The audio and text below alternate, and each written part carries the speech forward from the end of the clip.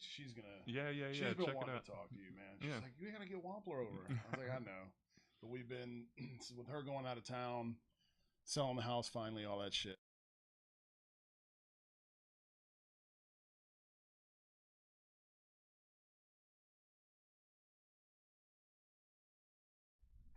Oops, too far. Yo, Eagles Nation, stand up.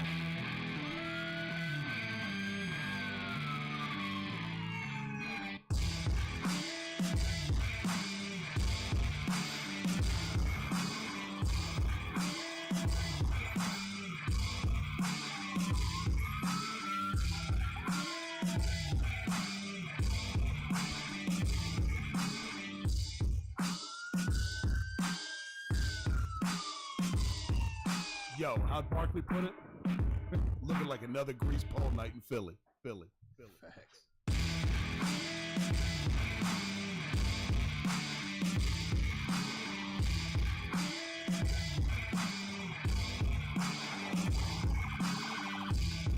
Yo, Labor Day edition of the pod. What's up, everybody? American holidays. Welcome. Appreciate you being here. Subscribe if you haven't already. It is a special episode here. V is out of town, redacted location, so it's a straight sausage fest up in here. We Sausage party. Sausage patty, dude. We do this. It's began to be a thing with the fantasy hockey draft. Hot Joe calls in. Mhm. Fantasy football is a big thing, and in this country where we celebrate Labor Day. So, a good buddy of mine, been on the pod before, back when the pod was total cheeks. Some would say it's cheeks still. But we hope we're improving. My guy Wampler's here. How's it going, brother? It's going great, man. I'm hoping I have a little bit better performance this pod. I wasn't ready last time. I think this topic's a little bit more up my alley. So No, we'll see. Yeah, you're good, dude. The key to being here is just never be ready. Honestly, it just kind of happens. Do you think I'm ever ready? I never know what they're coming in here with. Yeah, dude. It's just like We'll be talking and then, oh, by the way, Justin, here's this. Yeah. Oh, okay. This is basically Eagles pod with ADHD, more or less. Hey, man, the Eagles looking good this year. Well, let's hope, dude. Let's hope. It all comes down to your quarterback that you drafted Saturday night. So we'll get to the fantasy draft because you and I talk a shit ton of fantasy football together. So I'm geeked for this. But before we break down particulars of the fantasy football draft and strategies and have fantasy football talk, Justin's in the hockey league, so we all do fantasy drafts. This is the first draft I've ever had sober, completely sober, no anything. So I don't know for you guys draft wise how you approach it, but this was a very unique experience for me. For me, I've only done the two, and since I'm sober, Sobriety both times. It just is what it is. Pick top available. Right. Do what you do. You know? Yeah. This was the first one where it was a very busy draft day for one, but we got everything done, and it's this was the first one where I had all my faculties, and I actually found myself a little more disorganized because I was used to going into the draft kind of that way. I know there were times where the clock was draining on your boy Saturday night because I was multitasking a lot and there was a lot going on, and I'm like, okay, fuck, where's my board? What do I do? Because last year was the first time I drafted not consuming liquid. Mm-hmm. Little smoke. Uh-huh. And that benefited me because championship. Yes. So I was like, okay, let's be sober as a judge this year. And I don't know, the jury's still out. We haven't even played a game yet, dude. Yeah, I think you got to practice like you play, right? So if you're gonna get drunk all the time, you got to draft drunk. Practice your drafts drunk. It's kind of like how high, study high, take the test high, get high scores, right? Yeah, dude. Yeah. It's different if you're going to be stoned. I think booze is because there's a line with it where I've found I was telling you the story before we came on, you draft almost too weird and you wake up the next day what the fuck happened here? Yeah. Because there was a day where I felt really great about my squad, and I woke up in the morning and saw my starting running backs were Detroit Reggie Bush and Danny Woodhead, and I was like that's the equivalent in hockey, dude, of your starting goalies being fucking last year's version of Carter Hart and fucking Mackenzie Blackwood. Yeah, it's like going to the bar at last call and thinking you're going home with Scarlett Johansson, and you wake up with Rosie O'Donnell over there. Yeah, dude. Like the guy who drafted Tua in our league. He woke up with Rosie O'Donnell. Yeah, man. Yeah, dude. There was a lot of wild picks, dude. A lot. Yeah, that one was egregious. It was. So let me ask you this then: if somebody goes out of the way to make like a wild pick like that, are you happy about it, or does it screw everything up? So I'll say this: it was my son that made the pick. Oh, okay. You're Sorry. good. No, you're good. You're good. That. That's part of what I want this to be, because it's like this is gonna be. But he's got to learn. He knew, like, young man needs to learn. The three of us were at the house. We were drafting together, and you can't. Nobody's whatever. There's no collusion. Mm-hmm. Otherwise, I would have been like, yeah, maybe not do that. But and we had V's brother Kenny on Skype too, so like we were all chopping it up together, family and shit. Very cool.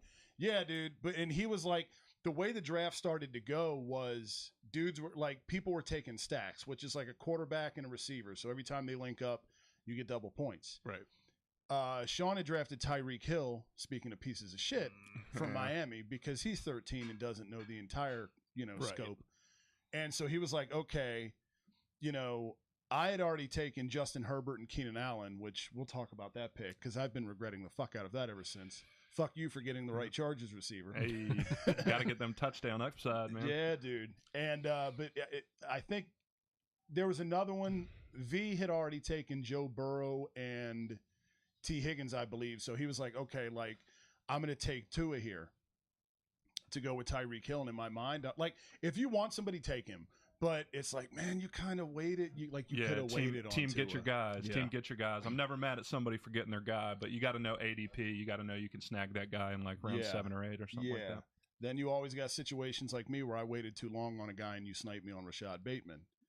Yeah. So, but yeah, it is cool. Like for me, I love when dudes reach because it's like that's going to trickle people down the board. Oh yeah, that makes volume fall down the board. Every time somebody that's higher on your board is still there, it's a great thing. So people that are lower going, sign me up. Yeah, you love it, dude. You love it. So the problem was like the egregious picks that I thought were going to happen in this draft didn't. There were different ones. It wasn't bad. It really wasn't bad. I was looking at the draft earlier today, and the Tua one was the only bad one before like round 9. And in round 9, I think Justin Tucker went, and then a couple of other bad picks in round 9. I can't remember off the top of my head.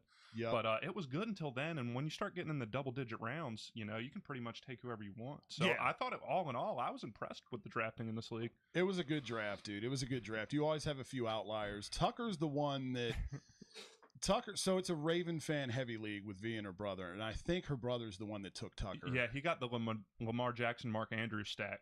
That's the other one. That's the other stack. one I was trying to think of. Yeah, you want elite tight end and you want rushing quarterback. Those are two of the 3 keys to fantasy success. Yep. Rushing quarterback, elite tight end, and the third one would be draft players on good teams.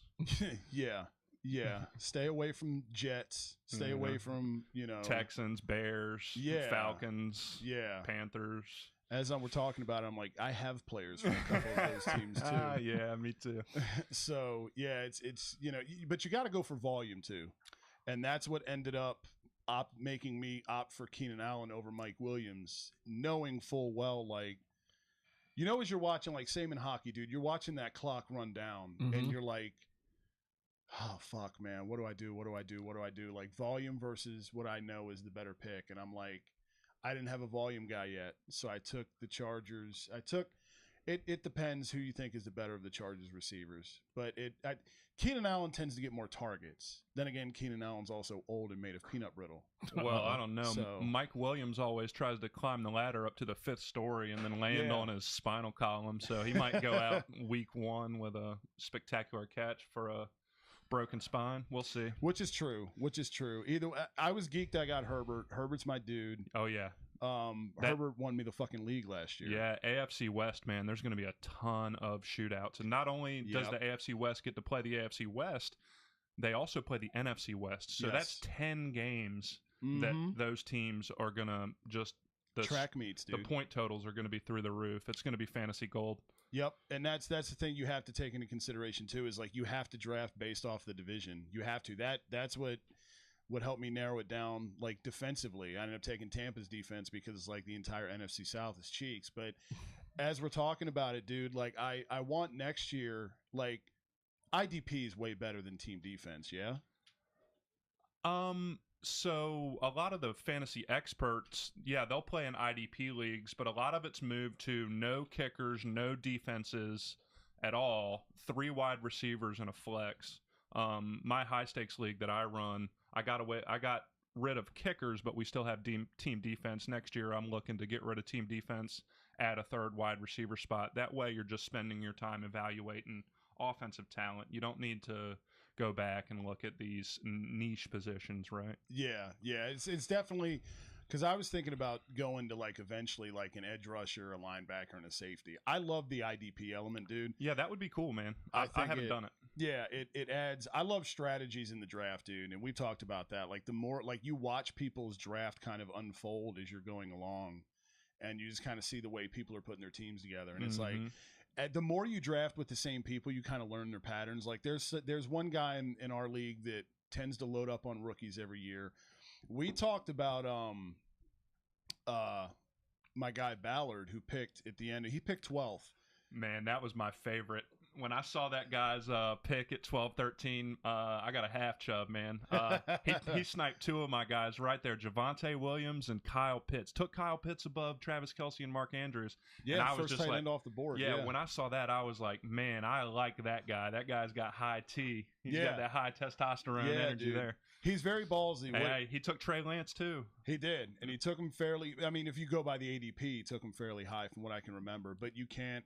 It's one of those things, like we were saying about, like, if you have a guy you want, go get him. Yeah, get your guys. You know, get your guys. And he very much has his guys that he goes for every year, and he takes them. And I think I would rather have that, or I would rather take that as a strategy as opposed to, like, I'm going to draft based solely off the rankings. Value drafting. It's called value drafting. Yep. You let whoever's falling slide to you, and yeah, it's 2 completely different strategies. And you know, you kind of want to do both, right? Yeah. If something gets crazy, values, like I got DK Metcalf in the 6th round in my league last night.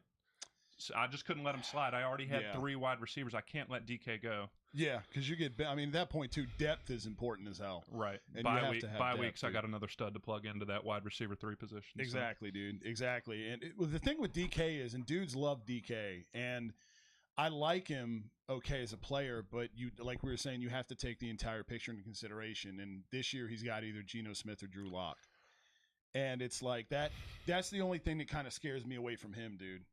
Yeah, but he's one of those top 5% of receivers that he's just so physically gifted that it might not matter who's throwing him the ball. When he gets the ball in his hands, he could break for a 100-yard touchdown every time. Remember him hawking that defensive player down last year? Yeah, running about 28 miles an hour.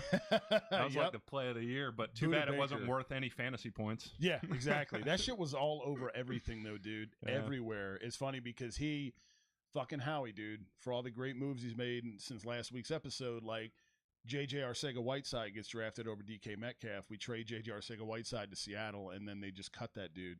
And it's like, man, we could have had DK instead. So you had DK, A.J. Brown, and fucking Devontae Smith. Well, at least y'all dealt Rager. Thank God, dude. I was so happy. So you remember? I know you were. I texted to you the second it happened. Yes, and that I was like, all right, first live reaction video went up on the page. So it was like, all right, we have to do a video about Jalen Rager getting traded really quick. Because that was the fact that of all teams that he went to Minnesota, the team that fucking laughed when we drafted him, you know, and Rick Spielman now is without a job, the GM that drafted Jefferson. And it's just funny that now he's teammates with Justin Jefferson. So I don't know. Somebody commented on last week's episode and was like, Rager's going to kill it with us. You'll see.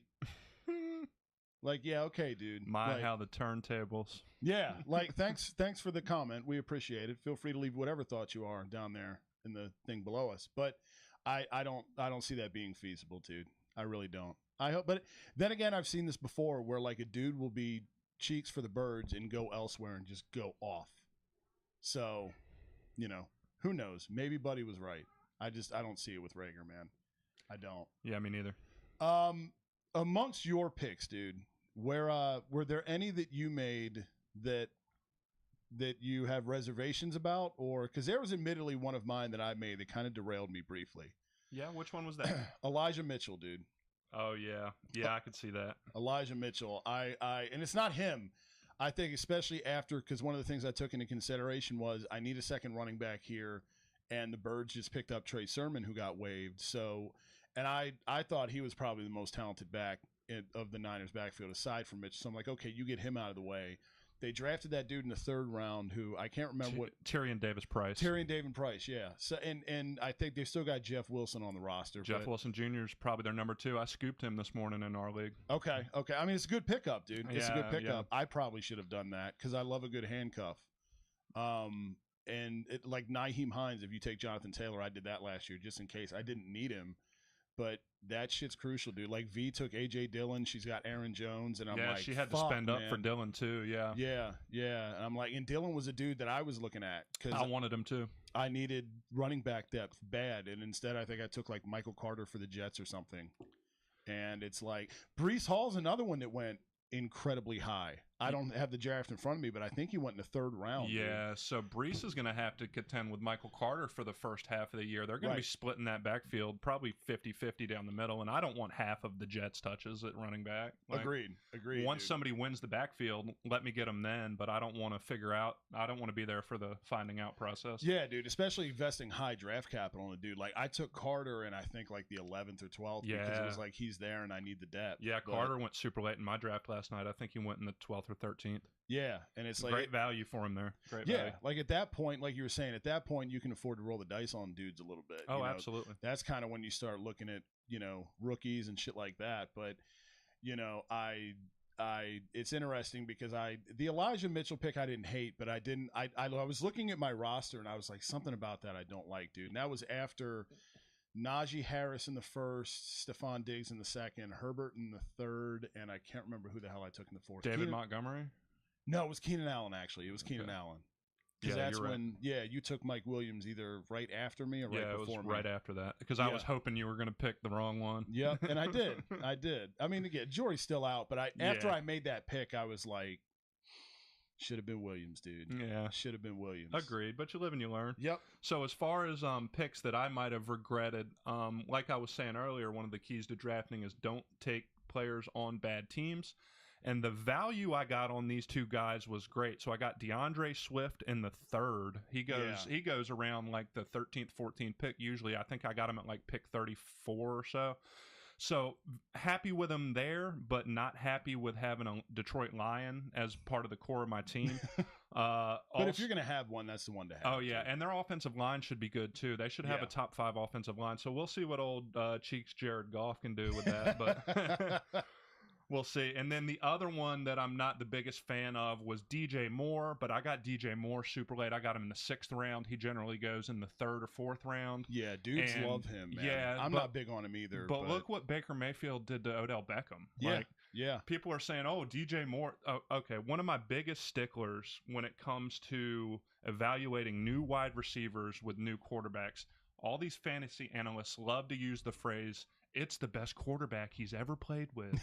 Like, okay, it might be the best quarterback he's ever played with, but he's played with Ryan Leaf, Mark Sanchez, and, Baker Mayfield. Like, all right. Brian Hoyer. Yeah, you got the shiniest turd in the bowl. Yeah. Congratulations. Good for you, Ryan Mallett and shit.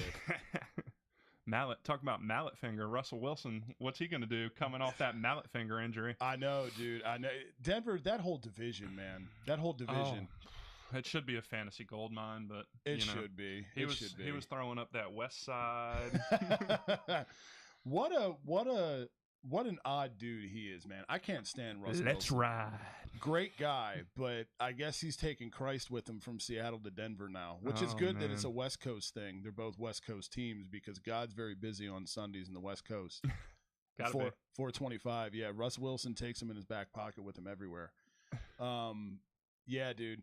The main one that stuck out for me is I sent you a text yesterday that I was like, let me just for the hell of it. Because every year I have like a guy try to sneak in, and it was Rashad Bateman for me this year. And it was weird because I had already had all the receivers I needed at the time, but I really wanted Bateman for depth, kind of like you were describing with DK. And I was like, okay, this will be a start for my bench here. I can get depth. I love him, and I can easily see him being a fucking starter. And then maybe I can flip like a Jalen Waddle for, something. Yeah.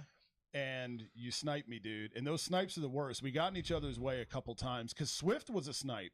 I was going to take him the pick after you did. I couldn't believe he was there. That was a value pick. I didn't want to draft 2 running backs that early, but I can't let my RB5 go past me in the 3rd round. That's just value-based drafting, right? For sure. Where I had team get my guys, but team, I can't let value slide that far. Yeah, and that because I was going to go, and you ended up walking away with Dalvin Cook and DeAndre Swift, which is just gross. Yeah, I got Madison to back him up too. So if he goes, I was the Dalvin Cook owner in my high stakes league last year, and learned the hard way you need Alexander Madison. Mm-hmm. So I wasn't going to let him go. And also, there's trade rumors surrounding Alexander Madison. Really? Okay. Yeah. They were just saying last week that they were accepting offers for him. Also, on a bunch of my fantasy teams, there's trade rumors surrounding Kareem Hunt. He was rumored to go to Philly for a little while. Yep. But, all right, I got Alexander Madison and Kareem Hunt on my benches in a lot of leagues. So here's a scenario for you. Leonard Fournette or Devin Singletary go down week 1. And if Kareem Hunt or Alexander Madison end up on Tampa or Buffalo, I have a top 3 fantasy option in both those backfields. 1,000%, dude. So I go very high upside with my backup running backs. So. Yeah, Fournette's one. I stayed the hell. I can't remember who took him. He went pretty fucking high too. It was Thomas at number 1. Yeah, that's right. Yeah, top of the 3rd, I think. Yeah, Taylor and Fournette. Shout out to our guy. But I was when I saw Fournette. There's some picks you make, and I've been drafting with Thomas long enough. Look, he's the one that got me into fantasy actually, so I'm not shitting on this pick, but and I think that just comes down to there's certain people are high on guys that you're not, and vice versa. But when I saw Fournette, I was just like, ooh, I felt like Eddie Lacy kind of to me, and Eddie Lacy burned me, previously. Yeah, I had Eddie Lacy on some teams back in the day as well. Yeah, not a good time, dude. It wasn't. But matter of fact, thinking about it now, Cook was a snipe too, because I was going to go Cook. I wanted Chase bad as hell. I did not think he was going to make early. He went at like 3 or 4. Yeah, 4, I couldn't believe that. It was crazy because I thought there might be Jefferson. The 3 guys I was telling you about when we were texting a few days before the draft were Jefferson, Chase, Najee Harris. Mm-hmm. And I was like, I really wanted fucking Chase, but I thought there was a chance he would get. I knew Jefferson wouldn't. Yeah. And then I thought about it. I'm like, you know what? No, after we were texting, I was like, let me go Cook. And then you took Cook right before me, and I was like, shit. Man, I got to tell you, Corey, Najee scares the piss out of me this year with that Liz Frank sprain that no one knew about until like last week. Yep. That offensive line is one of the worst in the league, and they got Mitchell Trubisky. Yep. That is a scary, scary proposition for me. I was hoping you were going to not take Najee there. I feel bad for you. No, I do. And I've had first rounders blow up in my face before, man. You want to hit a home run, obviously. You alluded to it earlier, and the most valuable thing in fantasy is volume, right? And Najee, I think he set a record for carries for a rookie last year. But, you don't want 300 carries behind that O-line. We'll see what happens. We'll see what happens. But I was very off of Najee. That's the reason why I ended up, because Derrick Henry was there. I passed on him because I'm like, it's the Ricky Williams. He scares me too. Yeah, it's the Ricky Williams effect, dude. That's why I was like, okay, Najee, at least he's young. Honestly, I would have took DeAndre Swift. and he fell to the 3rd. Yeah, I'm going for the upside and the volume with Najee. I didn't want to touch Mixon because I've had Mixon before. I had him last year actually. I did too. Him and Jonathan Taylor, and I love Mixon, but Mixon's one of those guys too that at some point you're coming on the back 9, and I'm like, I don't want to get stuck with that. I'd rather opt for the upside. Even when I made that pick, I did not love it though, because I was like, everybody I really, really wanted is gone. Well, Najee's his saving grace was that he's young and not going to get injured. But that once that Liz Frank thing came out last night, and the fact that no one knew about it until he owned up to it, that just scares me bad. Mm-hmm. Bad. Talk about a way to derail your fantasy season. Draft guys that go out. I had a team last year that had my first 2 picks were Alvin Kamara and Calvin Ridley. Jesus, and I was without Kamara for 70% of the season, and we all know what happened to Calvin Ridley. Yep. Big yikes. Yep. He's a hustler. So yeah, dude. Ridley was one of those guys too that won leagues like the year before last year. I was in the championship in large part because of Ridley. Yeah, so I was on Ridley as a rookie. It was before everyone knew to draft rookie wide receivers, but him going into that offense with Julio Jones, I was just looking at it that year, and I said, who is going to cover Calvin Ridley with Julio Jones on the other side of the field? This guy's a burner. He's going to be wide open. Yep. And I'm pretty sure I won a league that year with Ridley on it. So yeah, he was huge, dude. He was huge. And it's shit like that. Like, you forget about dudes like that aren't around this year. Yeah, so one of the other big things with drafting that I moved towards this year is you want safety in your first 2 rounds. Yeah. You want guys that are going to be there on your team all year. So I was off McCaffrey. I was off Najee. I was off Derrick Henry. I was very much on the young stud wide receivers because I don't think they're going to get hurt. Yeah. And the best ability is availability. 1,000%. You need those first 2 rounds. You want those guys to be there. So if I'm going to take a running back that early, I want him to be there. I know I took Dalvin Cook, but I also got Madison. So he's one of the true plug and play. Yeah. Handcuffs. Yeah, right. Sorry. So I was comfortable with doing it there, but just safety in those first 2 rounds.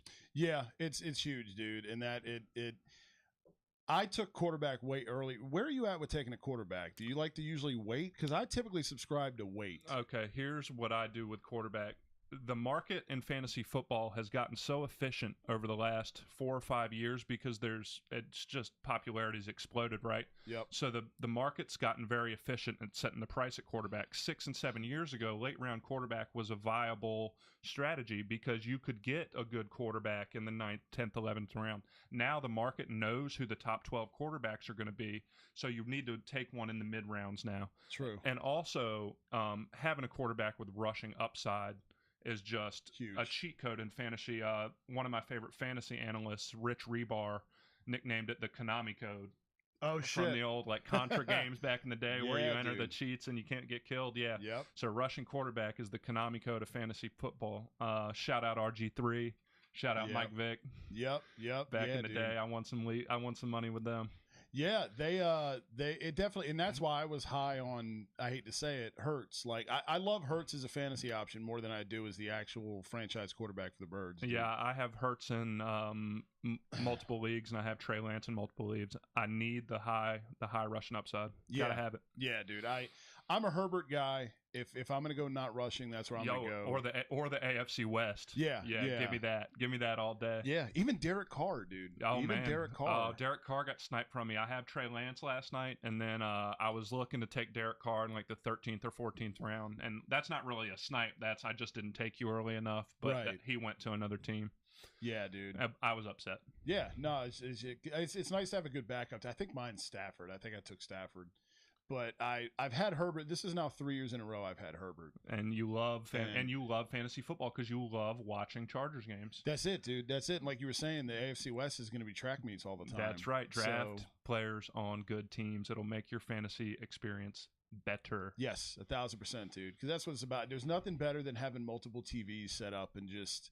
You cut your squad on one, and then you just. What I usually do is whatever in that window. If the Birds are on, right, you pick your biggest fantasy player from that window and cut that game on the other TV. And then obviously you got your phone. Yeah, and then I have NFL Red Zone going on my phone, and I'll have an earbud in with the Red Zone guy talking to me. Yeah, it's a good system.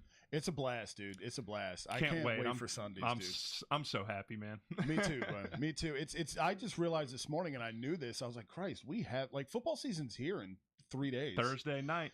Bills and Rams, dude. This is going to be a good one. Oh man, I got to tell a little story about last year in my high stakes league. So last year, Thursday night, my high stakes league, a buddy of mine was in the DraftKings Millie Maker, and I have a really good group text going on in my high stakes league. We were talking all throughout the game. So late in that game, he starts sending us screenshots of his DraftKings Millie Maker team, and he's splitting the Millie Maker for $40,000. Holy shit! For $40,000, and he was like, as long as I think it was somebody on Tampa didn't get a catch, and he won it. He won $40,000. Week 1 of my high stakes league, dude. And it was just such a good bonding experience for the league. Yeah, dude. We're gonna make him buy the trophy this year. Yeah, no, $40,000, dude. That's the least you could do. Yeah, I think he ended up getting 27 or something like that, but still, man. Let me get that. Still, yeah. I eventually am going to peruse the world of gambling and DraftKings. It's fun. Daily fantasy it's just another beast. I devote so much of my time to being good at season long that I can't give it any more time to really dive into daily the way I need to. But most of the really, really good fantasy minds and fantasy analysts, they do season long analysis as their like bread and butter to get paid for it. Right. They make money playing daily. Yeah, I see. There's something to me. I like the because I'm draft obsessed, dude. I love the element of drafting your team and me too. You build, man. Like last year, I won the league, but I started 2-5, dude. I started like shit, and it's like you gotta stay in there. You gotta make trades. You gotta make moves. Like obviously everybody doesn't do that, and this was the first year of the league too. This was like, and look, stuff happened, and I wasn't locked in the way I should have. But this was the first year that there wasn't at least one auto draft person to start the draft, which was really nice. Like when we got in and like around 8:20 came and everybody was in there waiting. I was like, yeah, it was a wonderful draft. I had a great time in that draft, and like we said, nothing too egregious until late. Yeah, dude. So if folks in the league comment. Hey, I know we talked about players on our teams that we didn't like. Give me your favorite pick off of your team. Okay, let me pull the squad up really quick, man.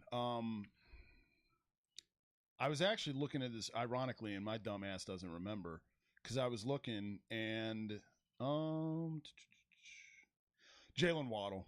Jalen Waddle. That's man, who it was. Target monster. He's got that connection with Tua already too. Yeah. And defenses are going to be focused on Tyreek Hill. The only thing that bothers me about the Dolphins is they're going to be the 49ers East. Yes. They're going to be the 49ers East. They're going to hand the ball off, however many times a game, and then they're going to do play action. Tua is going to be glorified Jimmy Garoppolo, but who's going to be Deebo Samuel? Exactly, dude. Well, is it going to be Tyreek or is it going to be Jalen? It's going to be Waddle. Yeah. I love Waddle, dude, and I think I got him. I love him too. I think I got him in the 5th, I believe. I passed on him. I could have drafted him, but I passed on him. You worried me. I'm worried about he's got a soft tissue injury going on, and soft tissue injuries are the crux of fantasy football, man. Guys get a lingering hamstring. I got one, Julio Jones. I got him like in the 12th or 13th round. But what if Julio Jones is still Julio Jones? What if Tom Brady wants to prove an old guy narrative? Yeah. And he gets 1,250 yards and 12 touchdowns. I do not think that's going to happen. But I'm here for it if it does, if I can take him in the 13th, right? Yeah, Peyton Hillis had a season. Yeah, Peyton Hillis. Shit's happened, man, dude. Peyton Hillis. You're making me nostalgic now, Corey. He got a Madden cover out of that shit. Yeah, he did. 44 for the Browns. Yeah, what bro. up? I took Raheem Mostert too, man, late, which to your point, you could have hit a home run with that. That's what, I took him in like the 11th or 12th again because running back depth, and it was just like, okay, if something happens to Najee, I'm gonna need dudes like that. What about you? Oh man, can I please let me tell you about this, man. Fantasy's supposed to be fun, right? And all this draft season, since the NFL draft all the way up through our drafts, hype grows on players, right? And I was all aboard the George Pickens hype train. I love this dude, and he is hilarious. Have you seen the picture of him on draft night watching himself get drafted? Yeah, dude. I changed the picture of my team to that today. He just makes my heart smile. I love the guy. Yes. But I got some funny things I want to say about George Pickens. He's the second coming of Antonio Brown. Pittsburgh just takes these low character guys and turns them into studs, man. Dude, yeah. Studs. But, Team Antonio Brown, Team George Pickens, I'm pretty sure they know which crayons taste the best. I'm pretty sure. And also, here's a George Pickens comparison for you. I think he's Randy Moss and Bubba from Forrest Gump wrapped in one. Oh shit. I don't think he's all quite there, but I mean, if he puts it together with that talent, he could just be an animal. And also, one of the things that gets fantasy analysts famous is coming up with like metrics. And I think I've come up with my own fantasy metric, and I call it targets per got that dog in him, or targets per dog in him, right? So who led the league last year in targets per dog in him? Probably Deebo Samuel, right? I want a guy that's got the talent through the roof, got that dog in him, and then gets all the volume. So Team Debo Samuel leading the league in targets per dog in them. A.J. Brown is a candidate to do it this year, but George Pickens is right there to be targets per got that dog in him leader last year. And conversely, people that wouldn't be good if they got a ton of targets because they don't have that dog in them. Mecole Hardman, right? You give Mecole Hardman 150 targets, he's going to score half the fantasy points 38 that George Pickens does, right? Or Jalen Reagor was my other example, just to keep you happy. Example, dude. Yeah. And then you got the extra chromosome to talent correlation. So there's a few of those. Yeah, you got T.O., you got Des Bryant, you got A.B. So it's just something about these guys that aren't all there mentally, but all that extra talent, like brain talent, transfers to physical talent. Like these guys are monsters. And let me paint a little picture for you about how George Pickens gets to 150 targets on the year, okay? It's week 1. The Steelers are playing the Bengals. The Steelers have somehow managed to stay in this game. It's the fourth quarter. The Steelers are driving down the field, right? Chase Claypool catches a 40-yard bomb to put him in field goal range. They're down by 1 point. Chase Claypool does the Macarena. He gets a delay of game penalty. Game over. He gets traded to the Texans. Oh, shit, dude. Mike Tomlin's had it up to here with Chase Claypool's shit. He has, He's got to go. George Pickens season, baby. Yeah, no, I'm with you, dude, because Claypool, it's very weird, dude, because you have, like this didn't... Imagine if a T.O. was playing in this era, because you have all the social media shit, dude. Like, if you're Claypool, man, and you're doing the TikToks before games and shit like this, and there was an incident last year against Minnesota as well, I believe. I can't remember what it was off the top of my head.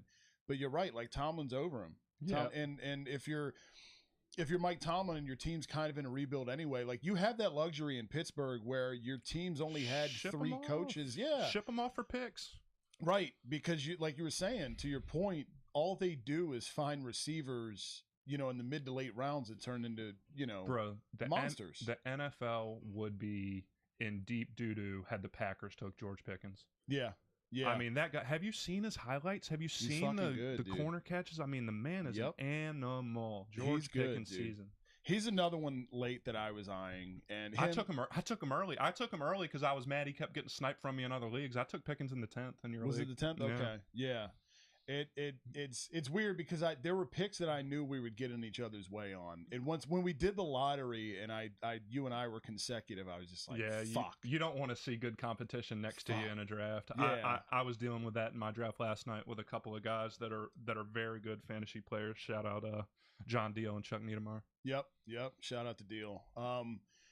Yeah, dude. It's been a blast though, man. And now we've got 72 hours and it's kickoff on the season. This is going to be a good game too. Bills and Rams is going to be a blast. I feel like every year, like you have the Super Bowl team kick the season off, but it like I know for the year when we won the Super Bowl and we opened on Thursday night, we played Atlanta. And I mean, it was a little bit of a different Atlanta team than you have now, but I think last year was Tampa and Dallas. Mm-hmm. And I'm not trying to take an opportunity to shit on the Cowboys here, but this feels like it's got, I mean, like it's not college football where if you get bounced once, you're out of the conversation here, but this could be a fucking Super Bowl. Oh, it's going to be a barn burner. I can't wait. Yeah. And I'm looking at Gabriel Davis or DK Metcalf as a roster decision. And I got, DK Metcalf, all-world talent, but he's got Geno Smith throwing him the ball. Yeah, dude. Buffalo's coming out against the Rams, and they're going to have to score a ton of points. I'm starting Gabriel Davis. Give me Gabriel Davis. People love him this year, man. Yeah, I took him 4th round in my highest stakes league. Yeah. It's not a joke. Yeah, it's real, dude. That's one of those teams I can very much see Odell. Like, if you're Odell, Buffalo or Green Bay, dude. I keep going back to like where because if you're him, you'd want to go to a contender. I would think. Rams love him. Sean McVay loves him. If he comes back, he's gonna. The heavy favorite is the Rams for sure, dude. For sure, and it's. I don't know, man. Like the NFC is weaker, dude. But if Stafford's healthy, which it seems like he's going to be, I think the Rams are. Yeah, Stafford. That issue scares me. That's why I was kind of a little. I'm not off of Cooper Kupp, but is Cooper Kupp even the best wide receiver on his team, talent wise? Allen Robinson is that dude. He's good. He's man. that dude. He's good. What happens if they split those targets? It could happen, dude. Allen Robinson could beat Cooper Kupp this year For sure, because they haven't. He's the most talented receiver Cooper Kupp's played opposite of since he came, into the NFL. Mm-hmm. I mean, Sammy Watkins, okay, sure. And I'm trying to think who else. Robert Woods. Bobby is okay. Trees, man. Bobby Trees is a pro receiver. He is. But Allen Robinson's a fucking problem, dude. Yeah. When you stay on the radar in Chicago and Jacksonville with Bortles and hey man, I have a soft spot in my heart for Allen Robinson. He won me my first high stakes league title. I got him in the 9th round. And that was the year that he absolutely exploded in Chicago. Won me like $2,300. So yeah, dude. Allen, I love you, baby. He's great, man. He's great. Now he's going to be out there rocking bone-colored jerseys this year. Right, and that's one instance where you can say this guy's playing with the best fantasy quarterback of his career, right? Yes. Yeah, because Matthew Stafford, all he does is make fantasy gold. Uh-huh. Calvin Johnson. Yeah, dude. Doug, he made Kenny Galladay's sorry ass fantasy relevant. He did. Oh, I want to talk about the worst free agent signings in the world. Kenny Galladay, R.I.P. New York Giants. Yeah, that was. I know Giants fans that were geeked about that shit, and it's like, go ahead, have fun, man. Yeah. Have fun. I don't mind having, even though all we have had at the time was Darius Slay. That's fine. We'll lock down Galladay twice a year. Oh, man. I'm not worried about him. Wandale Robinson's going to lead that team in targets. Agreed, dude. That was a sneaky good fucking pick. Yeah, I drafted him in a couple of leagues. Yeah, he's. I think he was drafted in ours by one of the Giants fans in the league. I think. Team Extra Chromosome. We're forgetting about Kadarius Toney. Yes, yes. Have you seen his rap videos? No. Oh, I went down a Kadarius Toney rabbit hole last year, man. His rap videos are painfully bad. Really? Yeah. But it's so bad it's good, right? Yeah. There's a whole rabbit hole there. They were ready to ship him off due to character stuff. They were trying to trade him, weren't they? I think so. That the entire Dave Gettleman's drafts were so fucking weird, dude. Yeah. They were so strange. And Tony was probably a first round talent, maybe. That quick twitch, he looked like Tyreek Hill last year when he had the ball in his hand. Yeah, dude. But it's just like you said, he's got that extra chromosome. The elevator doesn't go all the way to the top. So you can have, look what happened with AB last year, dude. Right. Eventually the hourglass runs out of fucking sand. That's right. Eventually it does. I just want to give you props, Corey. You put me on Brian Dable a couple years ago when I was talking football with you, and we were talking, I think it was when Washington was looking for their next head coach. And you were just all over Brian Dable. Yeah. And dude. I value your football opinion immensely. Appreciate and you put me all over Brian Dable. So if they can put something together in New York, Saquon Barkley is in a contract year. They might run him into the ground. If he can stay healthy, he might be the RB, 1 through 5 on the year. Easily, dude. Yeah. Dable was when we hired Sirianni. Which obviously, what a guy! Oh man, what a fucking guy! I got to tell y'all this. I listen to the pod a lot because I love you guys. Love you too, brother. I started saying that to my wife about our almost 4-year-old. So anytime my almost 4-year-old does something cute or does something funny, what a guy! What a guy! No. Shout out my beautiful wife Kimmy and my son Bill. Yes, we love Bill, but he can't have an island though. That's exclusive to Sirianni. Okay, he can't have an island, at least not yet. But what a guy stands for sure. Yeah, dude, I wanted Dable. I wanted him, but he's in our division now. But he also doesn't have Josh Allen to work with. He has fucking Daniel Jones. So there's that. Man, this has been a fucking blast, dude. This has been a blast, man. We've been talking about doing this more often. We definitely should make it a thing, man. I'll talk fantasy with you anytime you want, man. I'm made up with it. I should quit my job and become a fantasy analyst, I think. Dude, my wife will kill me. Well, yeah, but eventually, hey, dude, pursue the dreams, man. Yep. Jim did it with Pam in the office. Why can't we do it? Why can't we do it? That's what I'm going to tell her when I get home. Yeah, why can't we have passions? And by we, I don't mean men, by the way. I mean like actual people. We're not sexist pod here. Not at all. We're not. So there's that. So yeah, subscribe if you enjoy this. More fantasy content coming your way. Next episode, we'll have actually had football to talk about, so there's that. Feel free to drop a comment with any fantasy shit you have to say or your thoughts to our thoughts. Man, really appreciate the time, dude. Really appreciate it, brother. We will absolutely be doing this again. We'll see you next week. Let's ride. Let's hope the Birds are 1-0. What a fucking guy. What a guy. Fucking guy. Go Birds. Yo, how'd Barkley put it? Looking like I hope another I didn't grease get too ball off night on in like Philly. extra chromosomes. Oh,